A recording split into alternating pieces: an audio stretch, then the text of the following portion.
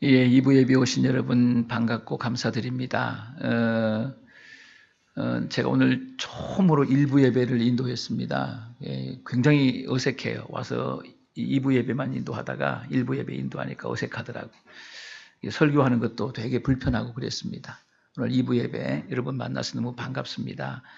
이제 우리 하늘종은 큰빛교회가 이제 1부 예배도 드리고 또 2부 예배도 드리고 하나하나 자리를 갖춰가는 것 같습니다. 그래서 되게 기쁩니다.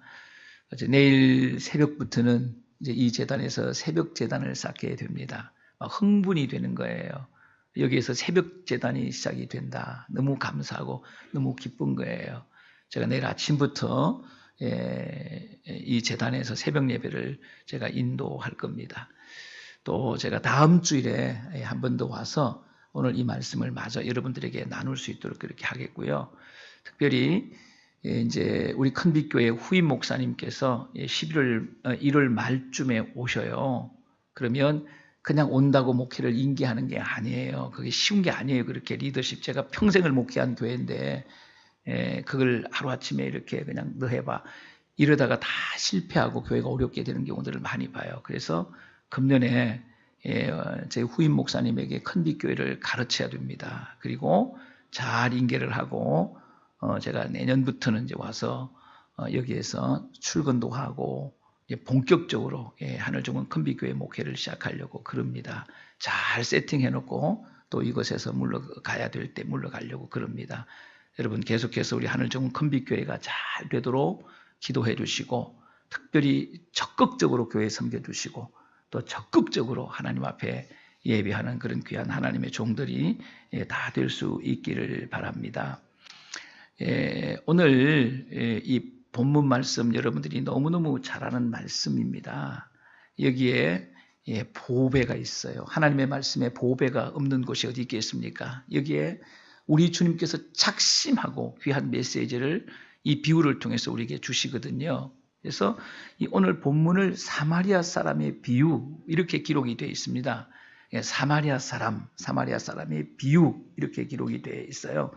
그러나 이 주경학자들과 이 설교학자들은 이 비유 앞에다가 선한이라는 형용사를 붙입니다. 그냥 사마리아 사람 비유 가지고는 안 되겠다. 앞에다가 선한 사마리아 사람의 비유해서 선한이라는 형용사를 붙여서 우리가 선한 사마리아 사람의 비유 이렇게 우리에게 알려져 있습니다. 이 선한 사마리아 사람의 비유는요. 그 율법 교사의 두 가지 질문에 대한 예수님의 대답으로 선한 사마리아 사람의 비유를 하고 있습니다. 첫 번째 질문이 무엇입니까? 선생님, 내가 무엇을 하여야 영생을 얻을 수 있습니까? 되게 중요한 질문이잖아요. 선생님, 내가 무엇을 해야 영생을 얻을 수 있습니까? 이 영생 얻는 방법에 대한 질문이죠. 두 번째 질문은 무엇입니까? 내 이웃이 누구입니까? 내 이웃이 누구입니까? 이웃이 누구인지 모르는 사람이 어디 있겠습니까? 굉장히 평범한 질문 같지만은 이 지금 율법사가 이 질문을 하는 거예요. 이웃에 대한 질문을 하는 거예요. 오늘은 이 두 가지 질문 중에서 첫 번째 질문을 우리가 성령의 조명을 받아가면서 하나님께서 우리에게 주시는 말씀을 가르치고 다음 주일에 이 비유 마지막으로 여러분에게 하나님의 말씀을 나누려고 그럽니다. 우리 오늘 성경을 제가 한 절 읽으면서 이 말씀을 나누어 드릴 테니까 잘 들으시기 바랍니다. 우리 25절 말씀을 함께 읽겠습니다. 25절입니다. 시작. 어떤 율법사가 일어나 예수를 시험하여 이르되 선생님 내가 무엇을 하여야 영생을 얻으리까?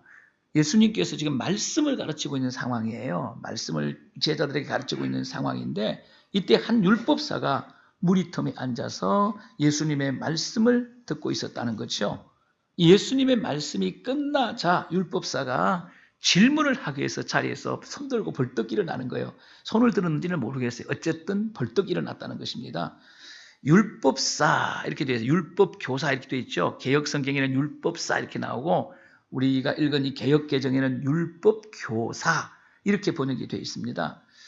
이거를 이렇게 우리가 율법사, 율법교사 이렇게 하면 우리에게 안다. 2000년 전에 율법사가 어떤 사람인지 우리에게 쉽게 와닿지 않는다는 거죠. 그래서 지금 우리에게 2000년 후에 살고 있는 우리들에게 와닿도록 제가 설명을 하겠습니다. 율법 박사입니다. 이러면 와닿죠? 율법을 통달한 사람이에요. 율법 박사. 여러분, 이스라엘은 율법을 지키는 일에 목숨을 걸었어요. 율법을 배우는 것을 가장 영광스럽게 생각했어요. 이런 시대에 율법을 가르치는 박사였다는 거죠. 율법 박사였다는 거죠. 어마어마한 존경을 받는 사람이고 유대인들의 최고의 지위에 있었던 사람이라고 말할 수가 있겠습니다. 다른 말로 표현하면 율법 박사로서 율법을 가르치는 교수입니다. 율법을 가르치는 교수라는 거예요. 이들이 특별히 뭘 연구했냐면 율법을 연구를 했고요. 그 다음에는 시편을 연구를 합니다. 시편 연구하고 그 다음에 예언서를 연구합니다.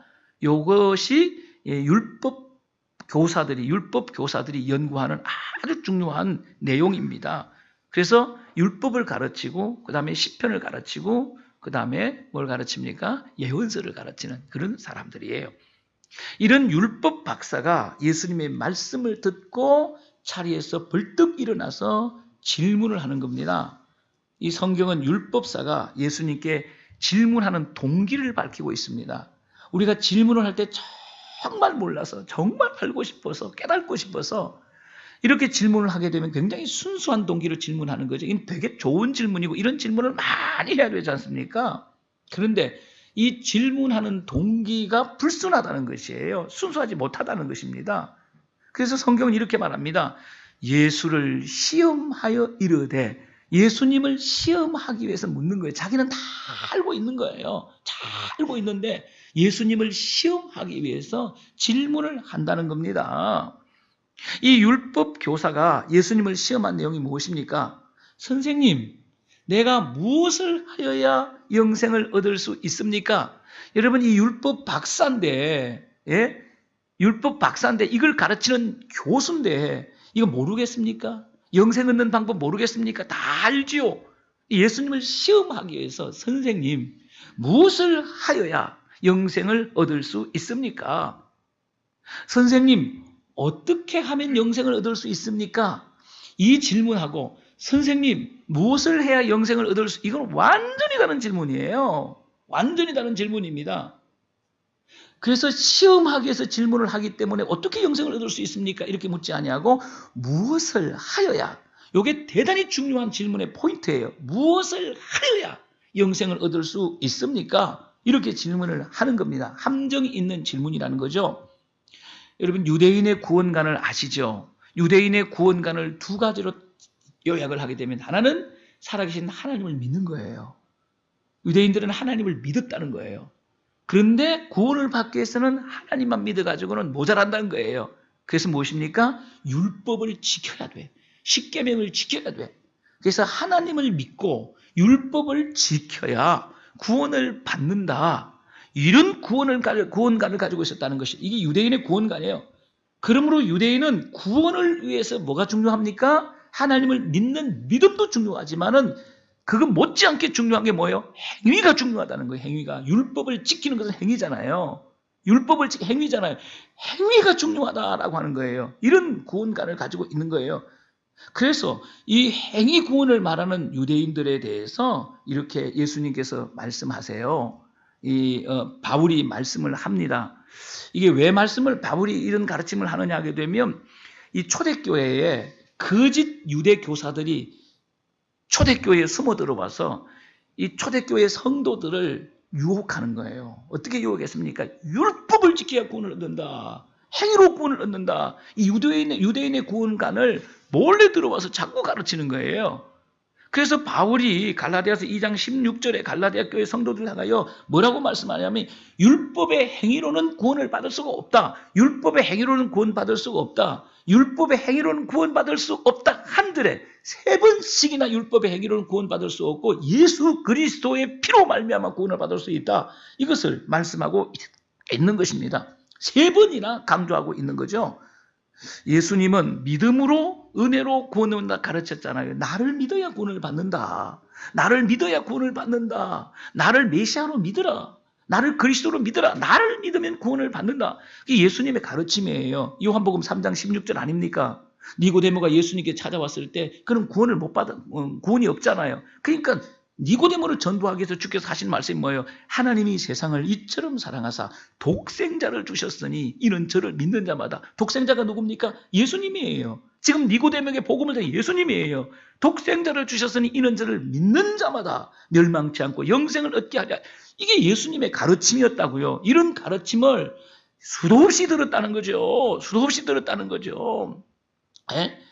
그래서 예수님께서 믿음으로 은혜로 구원받는다고 가르치니까 이 율법 교사가 예수님께 와서 질문을 하는 것입니다. 어떻게 질문합니까? 말씀을 드린 것처럼 어떻게 구원을 받을 수 있습니까? 이게 순수한 동기로 진짜 구원받는 방법을 알고 싶어서 묻는 게 아니잖아요. 무엇을 하여야 영생을 얻을 수 있습니까? 이렇게 질문을 하는 거예요. 어떤 행위로 구원을 받을 수 있습니까? 이런 질문을 하는 거예요. 이 율법사의 질문을 받고 예수님께서 역으로 율법사에게 질문을 하는 것입니다. 우리 26절을 읽어보겠습니다. 26절 시작. 예수께서 이르시되 율법에 무엇이라 기록되었으며 네가 어떻게 읽느냐. 역으로 질문을 하는 거예요. 영생을 얻는 방법에 있어서 율법에 무엇이라고 기록되어 있으며 네가 어떻게 읽느냐? 네가 어떻게 읽어서 알고 있느냐 그 말이에요. 네가 어떻게 율법을 읽어서 알고 있느냐? 너 율법 교사잖아. 너 율법 교수잖아. 넌 너무 잘 알잖아. 그러니까 네가 잘 알고 있는 그 율법에 뭐라고 기록되어 있냐는 거죠. 네가 어떻게 읽어서 이해하고 있냐, 알고 있느냐는 거죠. 예수님께서 이렇게 대답을 하니까 이때 예수님께서 대답을 합니다. 율법사가 대답을 합니다. 27절을 읽겠습니다. 시작. 대답하여 이르되 내 마음을 다하여 목숨을 다하여 힘을 다하여 뜻을 다하여 주 너의 하나님을 사랑하고 또한 내 이웃을 내 자신같이 사랑하라 하였나이다. 대답하는 겁니다. 율법에 어떻게 기록되어 있으면 너는 어떻게 읽어서 이해하고 있느냐? 이렇게 예수님이 역으로 질문을 하니까 율법사가 대답하는 거예요. 선생님, 성경에는 제가 요약을 합니다. 하나님을 사랑하고 이웃을 사랑하는 것이 영생을 얻는 방법이라고 기록되어 있습니다. 하나님을 사랑하고 이웃을 사랑하는 것이 영생을 얻는 방법이라고 기록되어 있습니다. 이렇게 대답을 하는 거예요. 이 율법사의 대답을 듣고 예수님께서 말씀하시는 것입니다. 어떻게 말씀하십니까? 어떻게 말씀합니까? 네 대답이 옳도다. 네 대답이 옳도다. 물어보겠습니까? 여러분, 이 율법 교사가 영생 얻는 방법에 대해서 예수님께 말씀하셨는데 그게 맞는 겁니까? 하나님 사랑하고 이웃 사랑하는 것이 영생 얻는 방법 맞습니까? 하나님을 사랑하고 이웃을 사랑하는 것이 영생을 얻는 방법입니다. 이렇게 말했다는 거예요. 지금 율법 교사가. 이 얘기를 듣고 예수님께서 네 대답이 옳도다. 맞습니까? 안 맞잖아요. 예수님은 믿음으로 구원을 얻는다고 가르쳤잖아요. 그런데 율법을 지켜야 구원을 얻어요? 아니잖아요, 이거. 주님은 네 대답이 옳도다. 하나님을 사랑하고 이웃을 사랑하라. 그리하면 영생을 얻게 될 것이다. 이렇게 말씀하고 있는 거예요. 여러분, 이렇게 대답하신 의도를 우리가 잘 알아야 됩니다. 예수님은 율법사에게 하나님 사랑, 이웃 사랑으로 영생을 얻을 수 없다고 가르치는 거예요. 이게 얻을 수 없다. 이렇게 가르치는 겁니다. 너 하나님 사랑하고 이웃 사랑하면 이웃 사랑 그렇게 기록되어 있지? 그렇게 해봐. 너 영생 못 얻어. 그 얘기예요. 하나님 사랑할 수 있습니까? 하나님은 사랑해요. 이웃 사랑할 수 있습니까? 이웃은 사랑해요. 그럼 영생을 얻습니까? 성경에 그렇게 기록되어 있지 않다는 거예요. 조금 이따 말씀을 드리겠습니다. 하나님 사랑, 이웃 사랑으로 영생을 얻을 수 없다고 주님께서 가르치는 거예요. 여러분, 율법에 하나님 사랑 어떻게 하라고 말씀하십니까? 그냥 하나님을 사랑하라가 아니잖아요. 여러분, 우리 하나님 사랑하지 않는 사람 어디 있습니까? 이웃 사랑하지 않는 사람 어디 있습니까? 그럼 우리가 다 영생을 얻습니까? 다 영생을 얻습니까? 그건 아니잖아요. 그거 아니잖아요. 율법에는 뭐라고 기록되어 있느냐 하면은 이 율법 교사니까 율법이 어떻게 기록되어 있느냐 이렇게 물으니까 그냥 율법 교사니까 성경을 다 외우고 있었어요. 마음을 다하고 목숨을 다하고 힘을 다하고 뜻을 다하여 하나님을 사랑해야 된다고 성경에 기록하고 있습니다. 이게 영생에 있는 방법입니다. 이렇게 말씀했단 말이에요. 여러분, 이 사랑이 어떤 사랑입니까? 개인 생활의 전 능력이 하나님께 집중되어 있는 사랑이에요. 마음과 목숨과 힘과 뜻, 개인의 전 생활 영역이 하나님께 집중되어 있는 100%의 사랑이란 말이에요.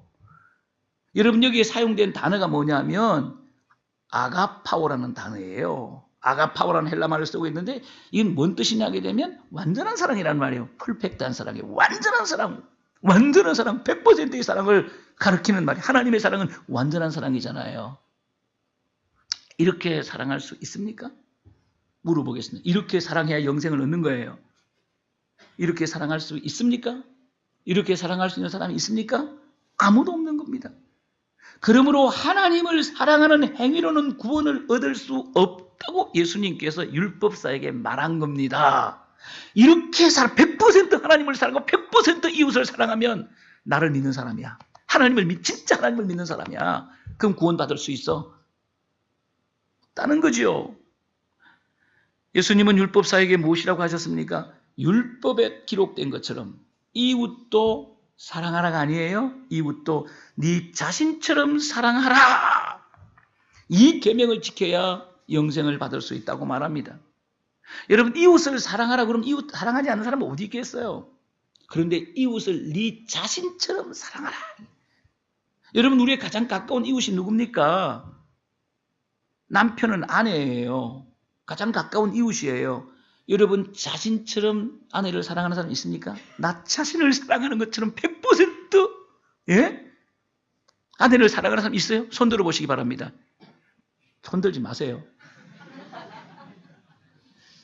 여러분, 우리의 이웃은 남편이에요. 아내 여러분들의 남편을 100% 사랑하시는 분 계십니까? 손 들지 마세요. 욕먹어요. 물어보세요. 집에 가서 어저께 저희 집사람하고 제가 말다툼을 조금 했습니다. 요만큼 했어요.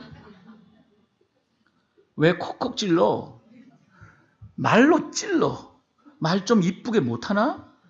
어떻게 말로 콕콕 찌르냐? 말을 좀 부드럽게 하고 예쁘게 해야지. 그래야 내가 열 안 받지. 말 좀 이쁘게 하라고. 왜 콕콕 찔러? 내가 무슨 죽을 죄를 지었다고. 왜 콕콕 찌르냐고. 찌르지 말라고.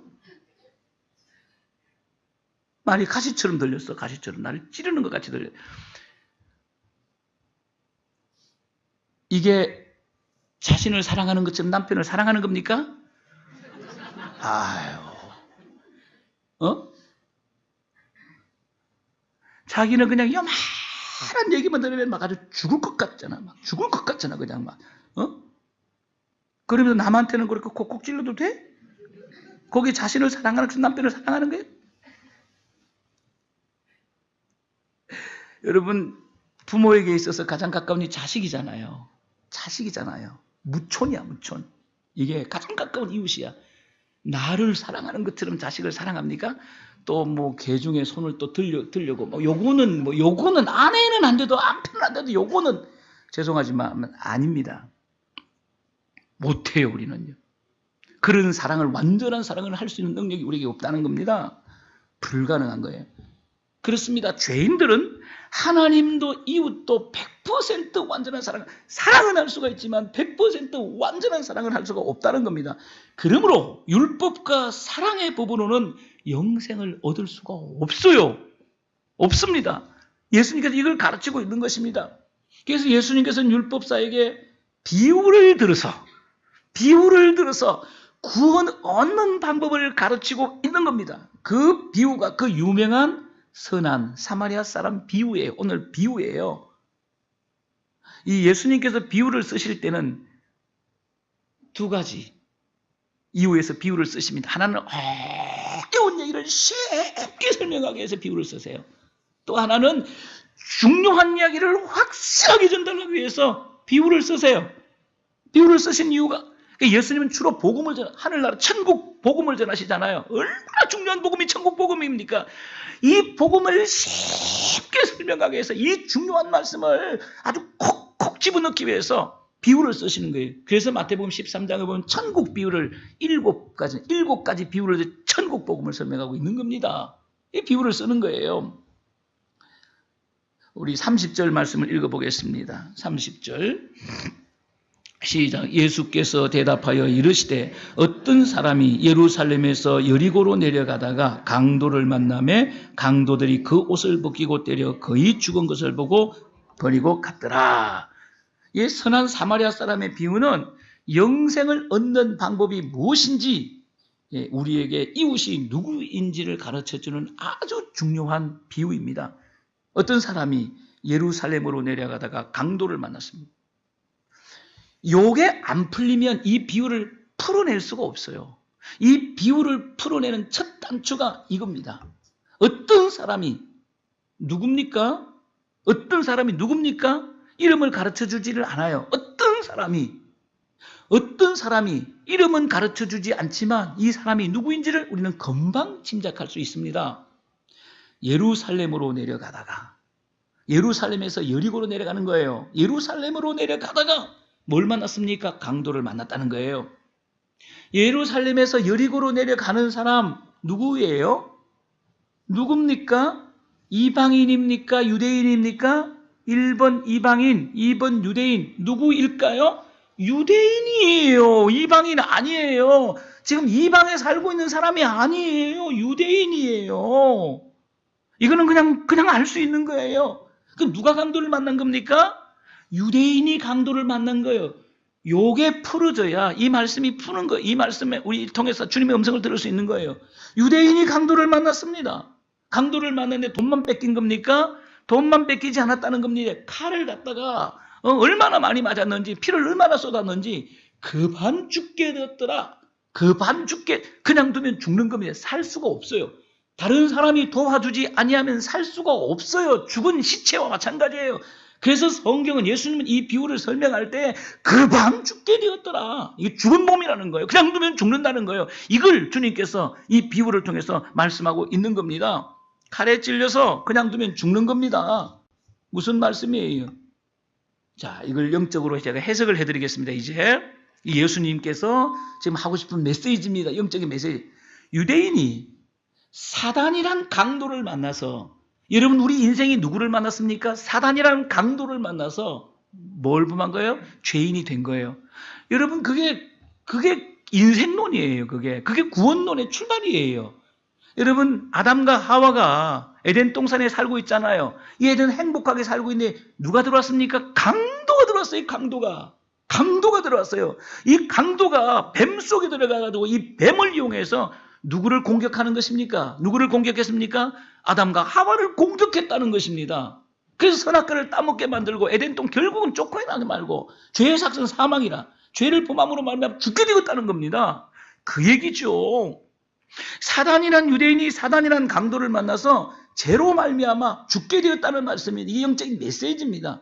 그냥 두면 죽습니다. 죄의 삭은 사망이기 때문에 죄 문제를 해결하지 아니하면 다 멸망하는 겁니다. 다 죽는 겁니다. 누가 이 강도 만난 유대인을 구원할 수 있을까요? 누가 이 강도 만난 유대인을 구원할 수 있을까요? 행함으로 율법을 지켜서는 이 강도 만난 유대인은 구원받을 수가 없어요. 여러분 지금 칼 맞아서 피 흘려서 다 죽어가고 꼼짝도 못하고 누워있는 길바닥에 누워있는데 어떻게 하나님 사랑할 수 있습니까?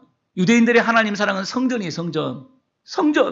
성전에 가서 하나님을 예배하고 하나님 앞에 기도하는 걸 하나님을 사랑하는 가장 핵심이라고 생각했어요. 유대인들은 어떻게 성전에 가서 어떻게 예배하고 어떻게 기도할 수 있습니까?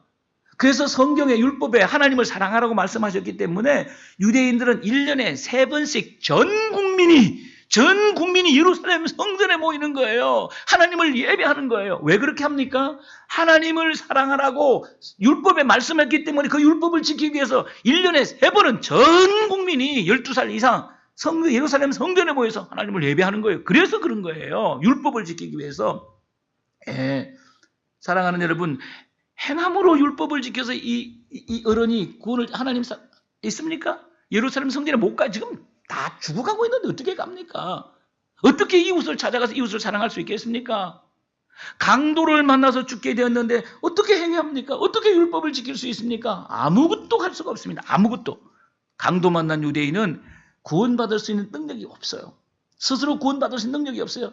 구원받을 수 있는 능력 제로입니다.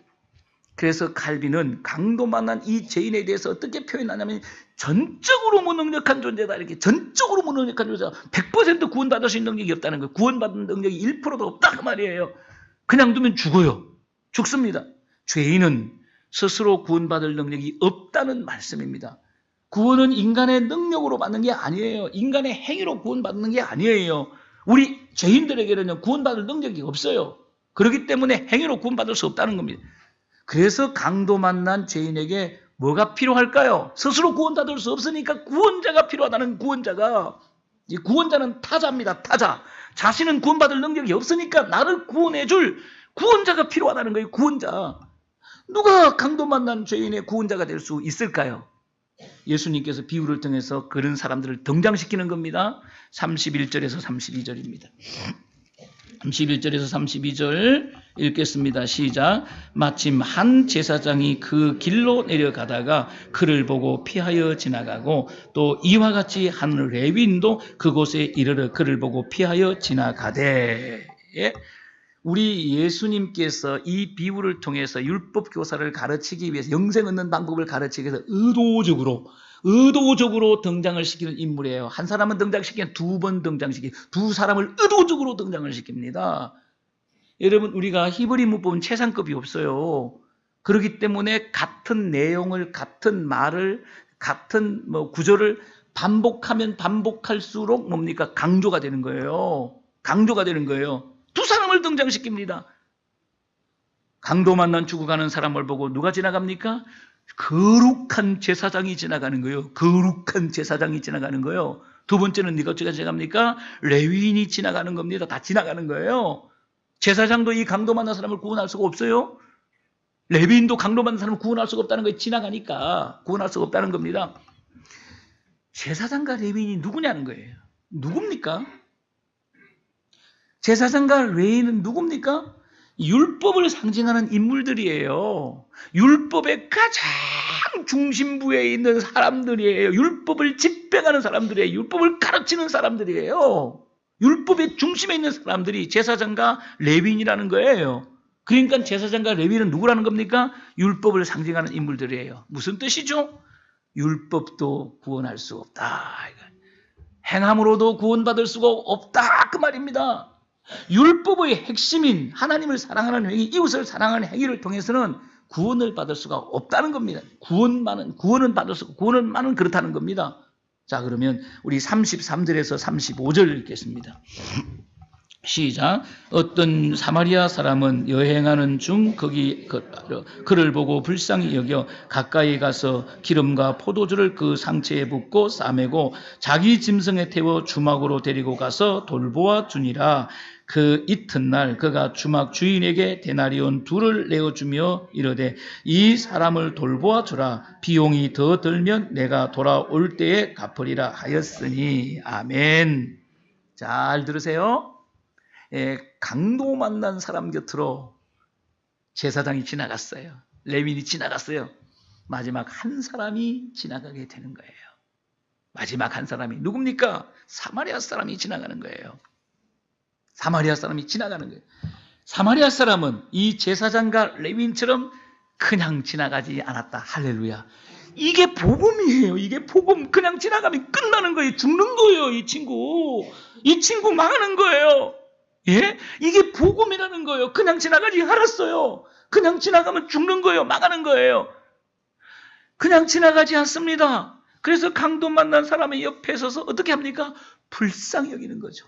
여러분, 불쌍히 여기는 게 뭐죠? 주님의 마음이야. 여러분, 우리 주님의 마음, 우리 주님의 가장 중요한 마음은요, 긍휼합니다.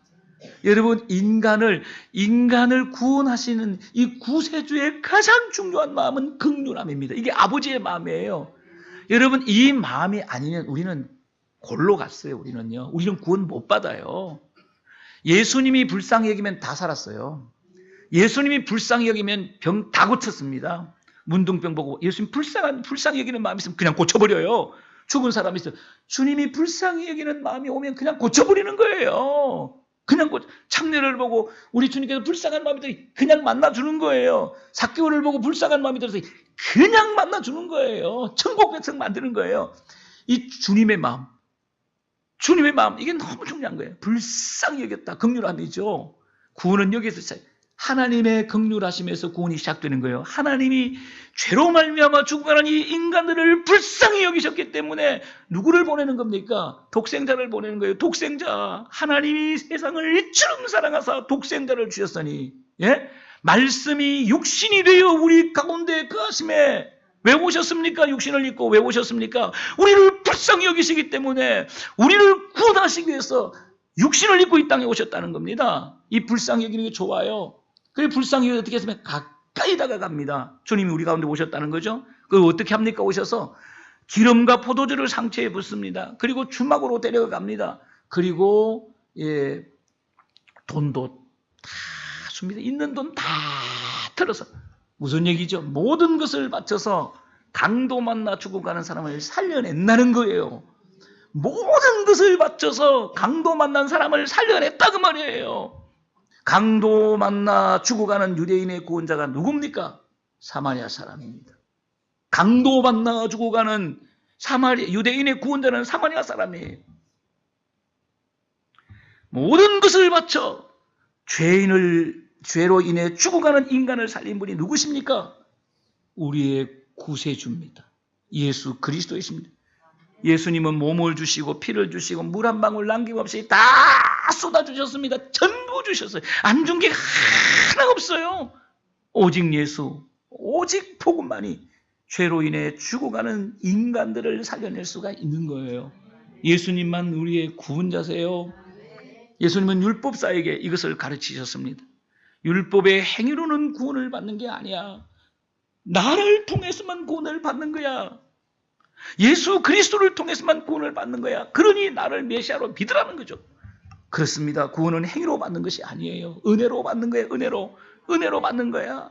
예? 선한 사마리아 사람은 강도 만난 사람에게 일방적인 은혜를 베푸는 거예요. 은혜로 받는 거예요. 은혜로 받는 거야. 이걸 가르치는 거예요. 또 여러분, 유대인은 사마리아 사람을 미워했습니다. 왜 그렇게 미워했는지 몰라. 그냥 미워하는 거야. 혼혈족이라고. 혼혈족이라고. 여러분, 혼혈족 되고 싶어서 혼혈됐습니까? 강대국이 쳐들어와서 힘이 없으니까 혼혈족 되는 거죠. 너 내 부인해. 그러면은 어떡합니까? 죽지 못해서 부인하는 거죠. 그다음에 애도 낳고 그러는 거죠. 그래서 혼혈족이 나오는 거죠. 강대국이 쳐들어와서, 쳐들어와가지고, 예? 이렇게 혼혈족이에요, 사마리아 사람. 그러니까,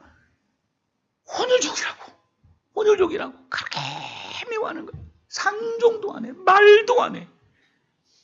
사마리아 땅을 밟지도 안 해. 둘러서 가. 얼마나 미워했는지 몰라요, 사마리아 사람을. 유대인이. 같은 동족인데 혼혈족이라고. 지들은 잘났으면 얼마나 잘났는데. 사마리아 사람은 이런 유대인을 여러분 같으면 어떡하죠? 싸가지 없는 새끼 잘 만났다. 너는 죽어도 싸. 난 피 철철 흘리고 꺼져버려. 네가 뭔데 우리를 미워해? 그렇게 해도 뭐 그렇게 나쁜 거 아니잖아요. 그렇게 당할 만한 짓을 했지 않습니까? 안 그래요. 사마리아 사람은 이런 왼수 같은 유대인을 어떻게 하죠? 조건 없이 사랑하는, 불쌍히 여기서 조건 없이 사랑한다는 거예요. 조건 없이 사랑하는 게 뭐죠? 은혜라는 거예요. 은혜. 카리스. 은혜라는 거예요. 은혜. 여러분, 우리 하나님께서 우리를 조건 없이 사랑하지 않아. 우리가 뭘 잘한 게 있는데, 우리가 뭘 잘한 게 있는데, 바울이 죄 짓다가 주님 만났어요. 은혜예요. 예? 죄 짓다가 예수 믿는 사람을 잡아서 감옥에 쳐넣게 해서 다메섹으로 가다가 죄 짓다가 주님을 만났잖아요. 예? 구원을 받을 이유가 있어요? 사랑을 받을 이유가 있어요? 축복을 받을 이유가 아무것도 없어요. 하나님의 원수잖아. 이런 원수가 어디 있어요? 구원받을 조건이 전혀 없어요. 일방적으로 살아. 이걸 은혜라고 하는 거야. 그래서 바울이 은혜라는 말을 가장 많이 써요. 은혜라는 말을 가장 많이 쓴다고요. 아무 조건이 없어요. 사랑받을 조건 전혀 없어요. 일방적으로 사랑하는 거. 왼수 중에 왼수를 일방적으로 사랑하는 거. 이걸 은혜라고 그러잖아요. 강도 만난 유대인은 은혜로 구원받은 거예요. 은혜로. 강도 만난 사람, 이 강도 만난 죄인에 필요한 분은 누굽니까? 사마리아 사람이에요. 은혜로 구원하는 사마리아 사람. 사마리아 사람, 이 강도 만난 은혜로 구원했다고요. 사도 바울은 은혜로 우리를 구원한 사마리아 사람에 대해서 이렇게 말씀하십니다. 너희가 그 은혜를 인하여 믿음으로 말미암아 구원을 얻었나니 이것이 너희에게서 난 것이 아니요 하나님의 선물이라. 너희가 누굽니까? 너희가 누굽니까? 강도 만난 죄인이에요. 강도 만난 나와 여러분들입니다. 그 은혜에 의하여 그 은혜가 무엇입니까? 예수 그리스도의 일방적인 은혜입니다. 일방적인 은혜. 일방적인 사랑입니다. 이걸 은혜라고 하는 거예요. 카리스라고 하는 거예요. 그렇습니다. 우리는 율법으로 구원받은 사람이 아니에요. 우리는 행위로 구원받은 사람이 아니에요. 하나님의 일방적인 은혜, 예수 그리스도의 은혜로 구원받은 사람들입니다. 이 은혜를 기억하셔야 돼요. 이 은혜를 잊어버리면 안 돼. 인간이 안 돼요. 진짜 성도가 안 돼요. 이 은혜를 잊어버리면 안 돼요. 우리는 은혜로 구원받은 사람이에요. 은혜로 구원받은 사람이에요. 은혜로 지옥 갈 사람이 은혜로 영생을 받았다는 것이에요. 이 은혜가 얼마나 큽니까? 이 은혜를 잊어버리면 안 된다는 거예요. 그래서 우리는 어떻게 살아야 되죠? 어떻게 살아야 돼? 부족하지만 이 은혜를 갚으려고 애쓰는 사람들이 돼야 된다는 거죠. 그게 성도의 삶이에요. 은혜 못 갚아요. 죽어도 은혜를 갚으려고 애를 쓰는 거예요. 주님 그걸 보기를 원해요. 우리가 갚으면 얼마나 갚겠습니까? 우리가 그 은혜를 얼마나 갚겠습니까? 은혜를 갚으려고 몸부림치는 삶, 주님은 그거를 본다는 거예요. 못 갚아도 돼요. 우리가 은혜를 갚으려고 애쓰는 삶, 이런 은혜로 구원받았는데 어떻게 내가 그냥 있을 수가 있어? 이 은혜를 생각하면서 이 은혜를 갚으려고 몸부림치는 삶, 주님 그걸 보기를 원하신다는 겁니다. 나는 우리 하늘정 금빛교회 성도들이 이런 성도들이 다 될 수 있기를 주님의 이름으로 축원합니다.